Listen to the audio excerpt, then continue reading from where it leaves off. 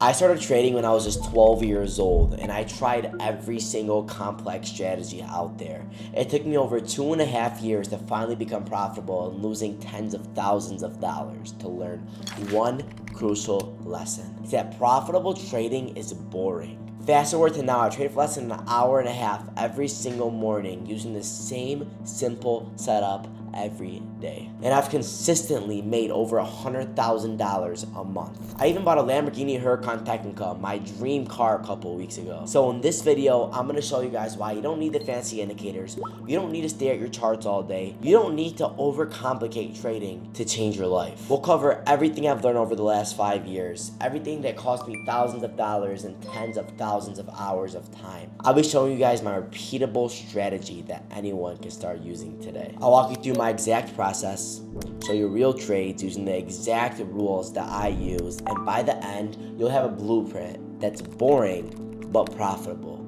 Let's get into it. Most traders chase excitement, they chase adrenaline, they chase the feeling of being in a trade.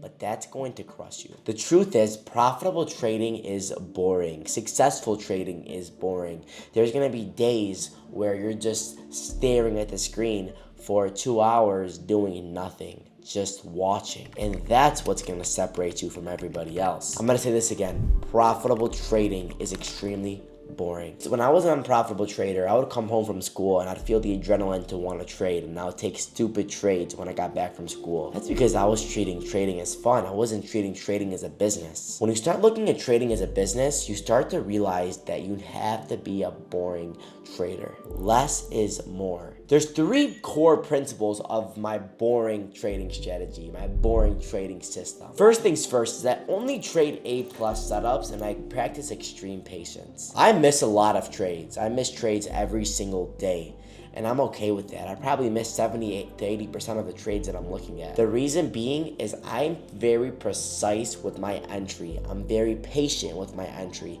If I don't get exactly what I want, then I don't take the setup, because every single time we enter a trade, we're putting our hard-earned capital at risk, and I don't want to put my capital at risk if I'm not extremely confident in the trade and if it's not a no-brainer trade.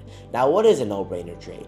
A no-brainer trade is when everything's lining up, when everything is just coming to you. When you look at this trade and you're confident when you're pressing those buttons. That's what every single trade should look like when you're a profitable trader. My boring trading strategy, the second principle is stop trying to catch the whole move. I know you want to be crazy and try and catch the full bottom to the top for your ego so that you think you're sick. But the truth is, that's not the way. There's billions and billions and billions of dollars to be made in the market, and that's the truth. But we don't need to make that much. We don't need to catch the whole move from the bottom to the top. All I want is to catch the chunks. I want to catch the meat, but I want to be able to catch the chunks repeatably, profitably, and consistently over time, which is why I focus on just adding those chunks up consistently and compounding. The third principle of my boring trading strategy is don't overcomplicate it. Keep it simple. Keep it simple. And I'm going to go over everything that you need to know. Please don't overcomplicate it for yourself. Just listen, observe, and try to understand what I'm trying to show you guys. And with my boring trading strategy, I usually only trade from 9:30 a.m. to 11 a.m. The reason being, I want to ignore the choppy price action. I want to ignore all the afternoon chop. And the biggest moves for me, the most profitable moves for me, have been from 9:30 a.m. to 11 a.m. Eastern. So for the first hour and a half of the day. So that's when I like to trade. Also, a lot of the point of trading is that you can replace your 9 to 5 with something that you control your schedule, you control your freedom. There's no point in replacing a 9 to 5 with a 9:30 to 4. My goal is to trade for an hour, hour and a half, and get off the screens, go enjoy my day. That's what trading is all about. So guys, now let's go over the fundamentals of the trading strategy, what we're trying to accomplish, what makes a good trading environment, and mixing the two together. So guys, we're trying to catch moves that we can consistently trade over time. What does that mean? These moves are not predicted moves. They're moves based off reactions. They're moves based on, when I teach you guys this system a little bit in the video, you need to click in your head, if this happens, I do this. If this happens, I do this. Not, oh, I think it's gonna go up. No, we are trading as robots, trying to just catch little bits of the move. And with my strategy, I trade options. Reason being is options are best for people who don't have as much money to trade with or want that more volatile trading action. And I don't want to have to put $100,000 in to make $1,000. I'd rather put $1,000 and manage my risk correctly and have the chance to make $1,000, $2,000, even $3,000 on a trade. So that's why I trade options. It is higher risk, obviously. So what makes a good trading environment, guys? You want to look for trends in the market. You want to look for the stocks that are strong, stocks that are weak. You want to avoid the choppiness. So what does that mean?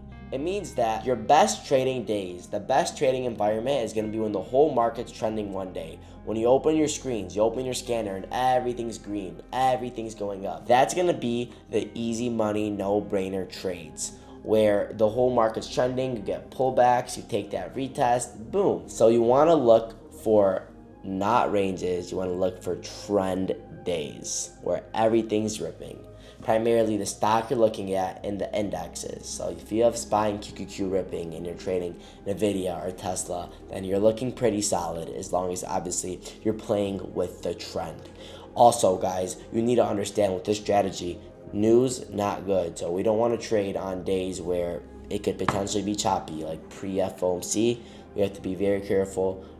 On Mondays, I'm also very careful. Through journaling, I've understood that Mondays are a weird day to trade for me, so I trade them very light now. These are the types of things you're going to learn in your trading. Another thing I just told my students a couple weeks ago, go over all your trades. See where are you most profitable from, the first 30 minutes of the day or after the first 30 minutes of the day. You guys might not be able to copy me directly off those little things, but those are things that you need to adapt just based off your personality and how you trade. So guys, and the reason I trade 9:30 to 11 a.m. Eastern is because, I'm going to say it again, it offers usually the most highest profitability setups, and I don't want to be staring there all day. But you need to avoid the opening bell chaos. So you need to avoid kind of the opening candles because it could be a lot of fake outs. I'm not saying don't trade it completely. I'm saying be careful and beware that it's extremely volatile off the open, and you should be definitely sizing lower from that. Last thing with my trading environment and before the strategy I'm about to show you guys is don't front run the move. We wait, we don't predict. So guys, now let's get into my exact trading strategy and how I know when to buy and sell. So guys, every single day I do the same exact thing. Today we had Nvidia. Nvidia was extremely weak. Extremely weak. So now we're looking at Nvidia here. As we can see, Nvidia was weak, and what do?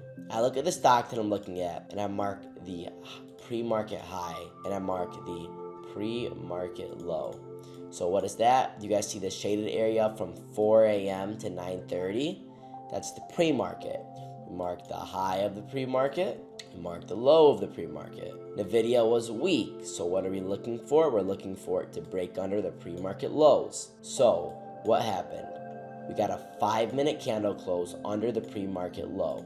So this candle right here is our confirmation that it has broken under. It is our confirmation that the trend is going down. And as we can see, QQQ was going down with it. So that's what you see when a no-brainer good trade is. So we got that 5-minute close under. Now what are we looking for puts? When do we know when to enter? So guys, let me reiterate. For puts, you're looking for a 5-minute close under pre-market low on a weak stock. For calls, you're looking for a 5-minute close over pre-market high on a strong stock. Now let's focus on the puts, and then we'll come to the calls after. After you get that 5-minute close under, you're looking for one of two things, and if they match up, then it's an insane trade. You're looking for it to come back up and retest the level with VWAP, this yellow line here.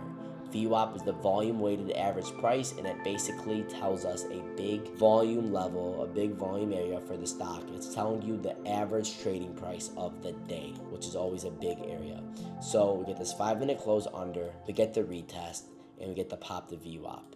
When we get this retest here, I am entering puts. Reason being is the trend is down. We broke under this support, and when you break under support, the support becomes resistance, making these buyers here become sellers, and that's exactly what happened. So you would have taken puts on this retest. Your stop loss would have been a 5-minute close above pre-market low, and you see this blue line, the 9 EMA, you can hold it as long as it stays under. So boom, you would have held through this whole thing. Now let's see, if you were to invest $1,000 into puts here, and there was no reason to sell until it got above the EMA, how much money would you have made? You would have made $2,000 just like that. I'm not saying that you're gonna always hold through the way, no. We take trims, so for example, we're taking trims as it breaks low a day, we're taking trims as it goes down, and we're taking trims before 10 a.m. because so this is a tip, guys, after the first 30 minutes of the day at 10 a.m., usually you can get some sort of reversal or some sort of crazy price action in, so we always want to take trims before. But guys, literally as simple as that. You mark your pre-market lows, you wait for it to get under, comes up, retest it, that's your entry for puts. You're betting it's gonna go down on the retest, and boom. Now let me show again. So say this is the stock, this is the pre-market data, you mark your pre-market low, you mark your pre-market high. It breaks under the pre-market low, comes up, taps it. This is when you're buying puts, betting that it's gonna go down. If it goes back above the pre-market low, this is when you take the loss. When it goes down, we're taking trims every single time it goes down and along the way, and we're securing our profits.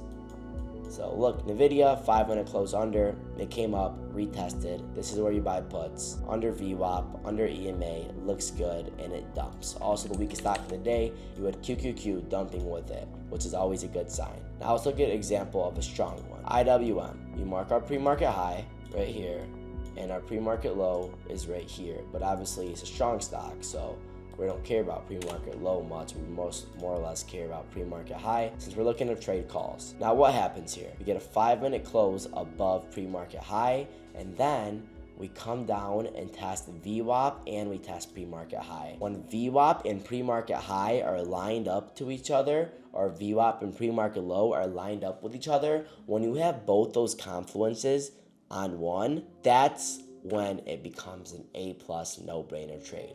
So you want to see a VWAP retest with a pre-market retest, and those are my absolute favorite trades. And we're taking trims as it goes up, so we're taking trims here,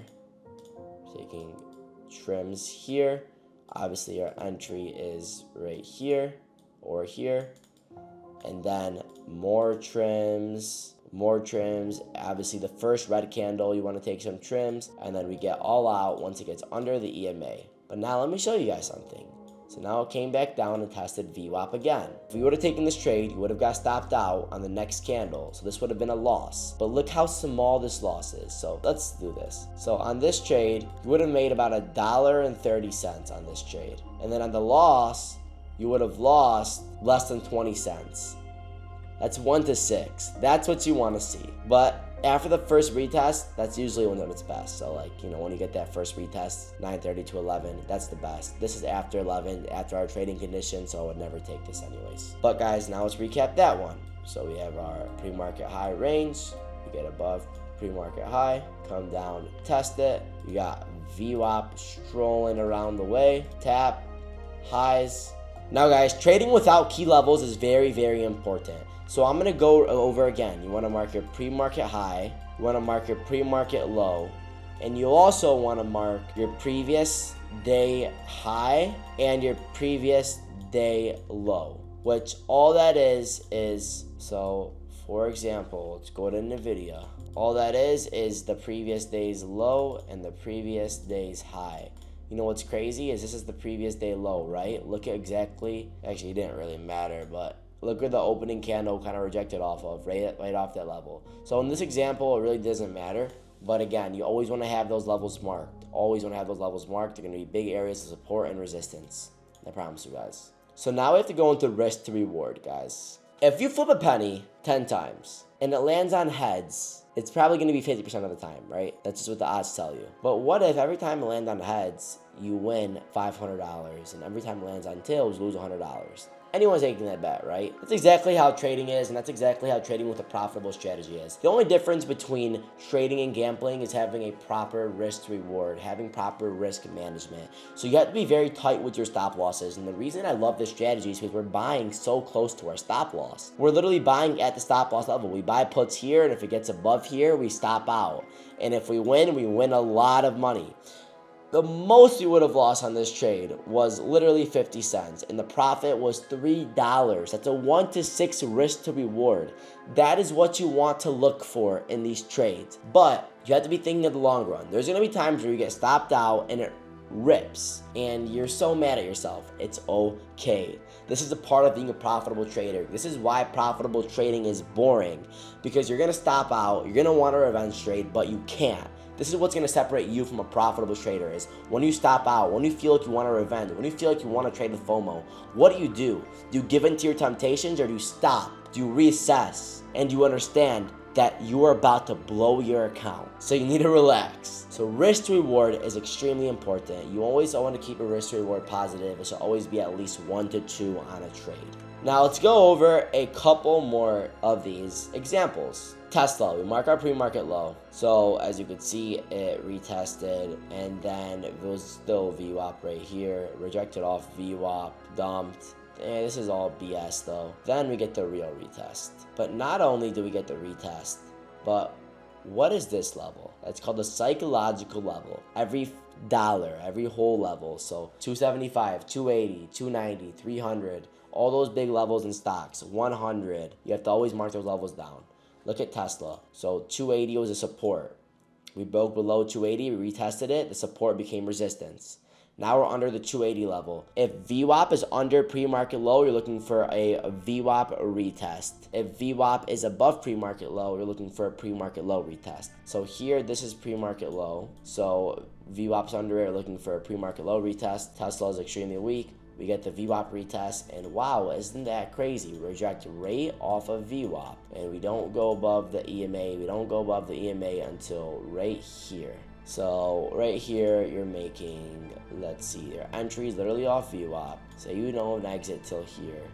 And you definitely weren't holding it above 280, definitely. So if we get above that psych level, don't even wait for it close, get out. And it's a 1 to 6 risk to reward. But again, you gotta really read it out and you have to watch the price action live. But that's it, that's a VWAP retest for puts. SMCI got a 5-minute close above pre-market high.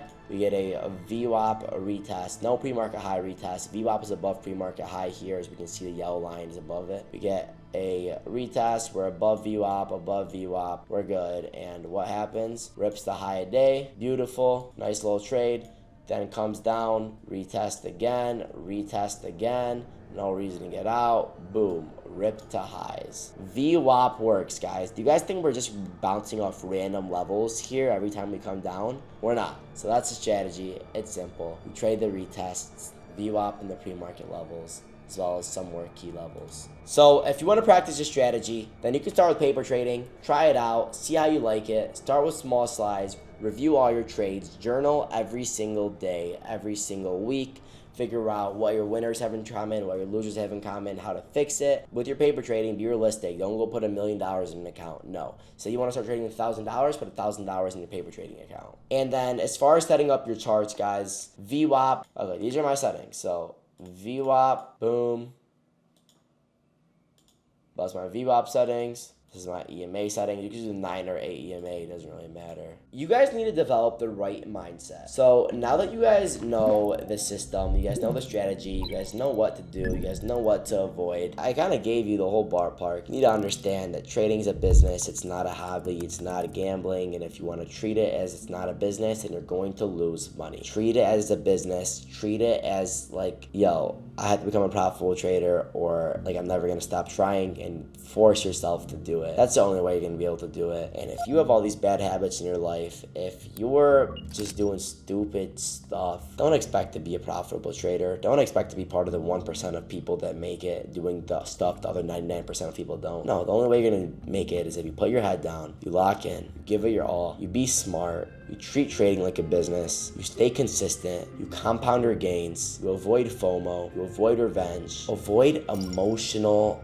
attachment to trading. Handle the wins and losses like the same thing. Don't even look at the money. Look at your performance. Look at your win rate. Look at your risk to reward. Look at, are you journaling every day? Are you prepared? Are you scanning? Do you deserve to be a profitable trader? Really think about it and develop that mindset that you're just a trader. It doesn't matter. The money is just numbers on a screen. You're just a trader. You're just trading, and whatever happens, happens, and every day is a fresh day. Every day is a new day. So if you've lost a bunch of money before, forget about it. It's a fresh day. It's a fresh week. It's a fresh month, and every single day you need to start and act like your P&L is zero. So guys, let's go recap of the boring but profitable strategy. Simple setups, pre-market highs, pre-market lows, 5-minute close in a pre-market low, look for a retest for puts on a weak stock. Ideally, you want the indexes to be trending with it. On a strong stock, 5-minute close above pre-market high, then the retest, and you want the indexes to be going with it. We keep our rules very, very strict. Our trading times very, very strict. We keep our risk to reward extremely strict as well, because we want to be profitable in the long run, and we don't sit at our screens all day. If there's no trades, there's no trades. If there's no A plus setups, there's no A plus setups. If there's not screening at us, PB, come take me, I want to make you money, then we don't take it. So guys,